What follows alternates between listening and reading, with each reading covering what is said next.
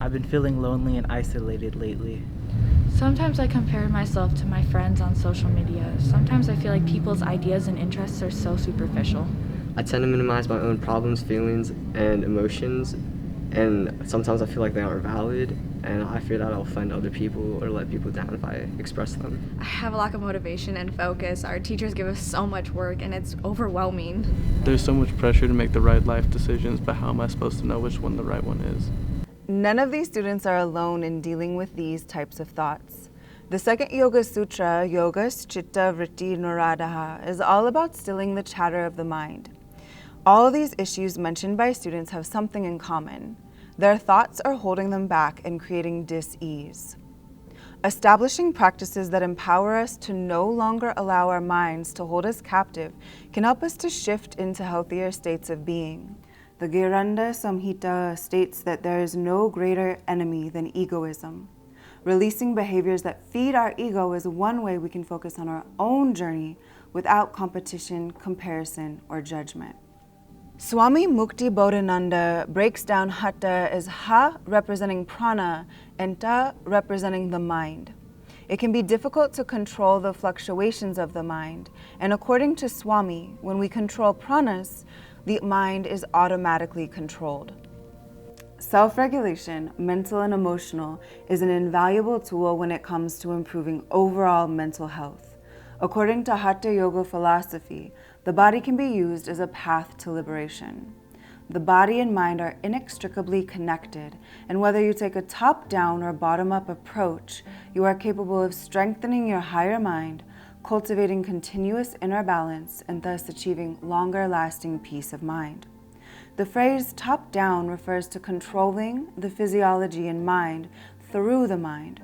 For example, meditating to increase peace of mind, which can also improve heart rate variability, stress response, and other physiological factors. Whereas bottom-up refers to controlling the physiology and mind through the body. For example, practicing pranayama to improve nervous system function to improve peace of mind. Another example of bottom-up could be doing our happy dance or consciously smiling to shift neurotransmitter levels to feel more at ease. This lesson will focus on ideas that stem from Hatha Yoga and the bottom-up ideology. Hatha practice brings harmony to the practitioner, body, mind, and spirit, by purification of the whole body. Using 6 kriyas or shat karmas to balance the doshas, oftentimes to remove kapha, mucus, and fat, and to purify the nadis, energy channels that flow throughout the body, much like electricity travels within a cable. Hatha yogis' first step to meditation was to improve their internal physical functions. Performing these shat karmas purifies elements and energy patterns and works to correct 3 types of imbalance. Balanced energy allows for the practice of pranayama, expanding the dimensions of vital life force within you. Incorporating asana, mudra, and bandhas additionally improve overall health and wellness to provide optimal conditions for achieving states of samadhi or kaivalya. For the purposes of our class, we can simplify this to peace of mind.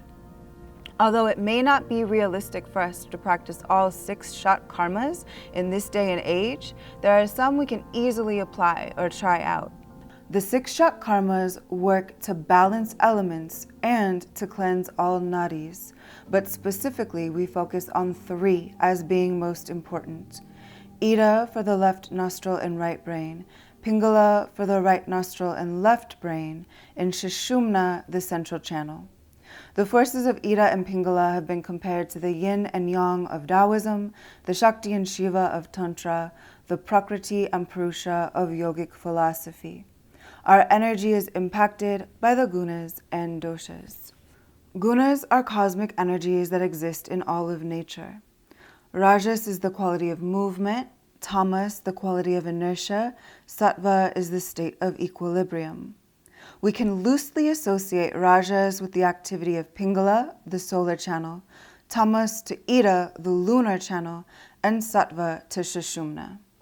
Doshas are a combination of the elements as they show up in our energy bodies. Vata is air and space, Pitta is fire and water, Kapha is earth and water. The doshas are the material aspect of the body as well as energetic.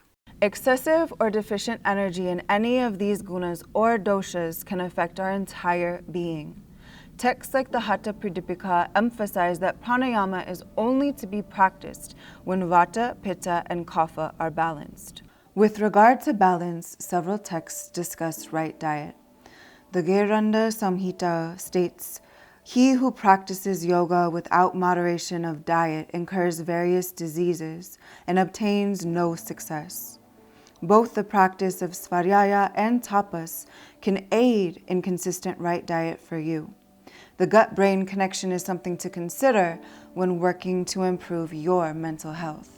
Commentary from the Hatha Yoga Pradipika also shares, by living in a space of spiritual vibrations, the mind is free from unnecessary thoughts cultivated by society and the modern lifestyle. We can apply this as a reminder of the benefits of unplugging or taking a step back to practice self-study and thinking for ourselves apart from the influence of the masses. The prana vayus are another component of energetic anatomy that play a role in Hatha Yoga. These can be thought of as different forms of winds that impact key health functions. Moving in different directions, they have a relationship with cognition and communication, respiration and circulation, the peripheral nervous system, Agni or digestive fire, and elimination in childbirth. The bandhas are energetic locks that also aid in the manipulation of prana, which is the essence of Hatha practice. The three bandhas regulate the three diaphragms of the physical body. Mula bandha for the pelvic floor, Uddiyana for the thoracic diaphragm, and Jalandhara for the glottis, vocal folds that control wind movement in the larynx. In practices like Mahamudra, which was said to destroy death and disease, we combine the engagement of the bandhas with posture and breath manipulation to achieve a combination of benefits, whereas meditation can be a byproduct. Building a healthy body and internal environment can guide you to self-realization. Hatha Yoga reminds us that we are a microcosm of the macrocosm. Our systems and energy bodies are interconnected. As you think about your practice, remember the chakra system and the chakra connection to our endocrine glands.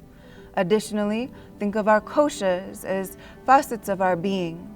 Imbalance and balance have a tendency to penetrate more than one layer at a time. Bottom-up neurophysiological mechanisms addressed during your yoga practice encourage present moment awareness and improve one's interoception, proprioception, and metacognition.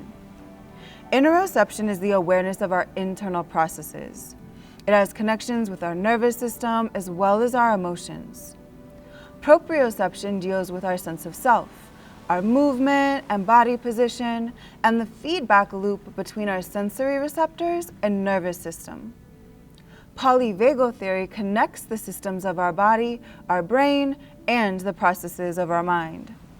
According to Stephen Porges, polyvagal theory connects neurophysiological patterns of autonomic regulation and expression of emotion and social behavior as a framework for understanding the connection between human behavior, stress, and illness.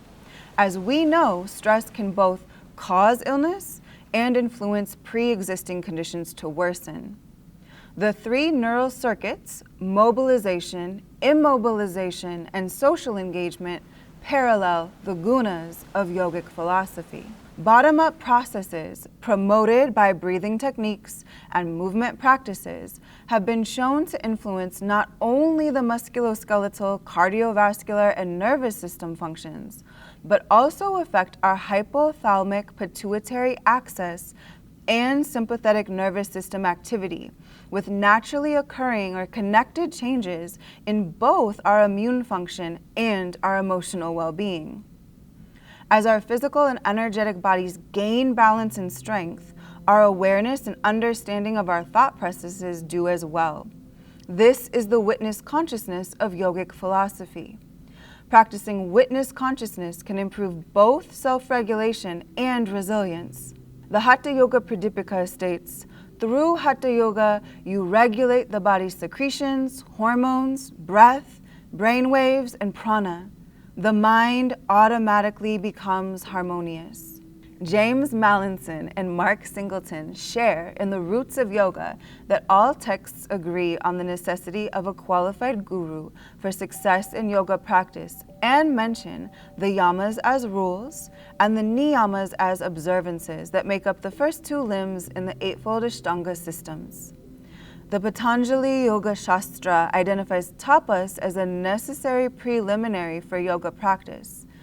And the commentary adds that yoga cannot be successful for those who do not practice tapas. Think about your current tapas practice. This is a topic we'll revisit in group discussion. As a healing science, Hatha Yoga works according to the principles of harmony and unification. Understanding the gunas and doshas, how they influence our nadis, chakras, and koshas.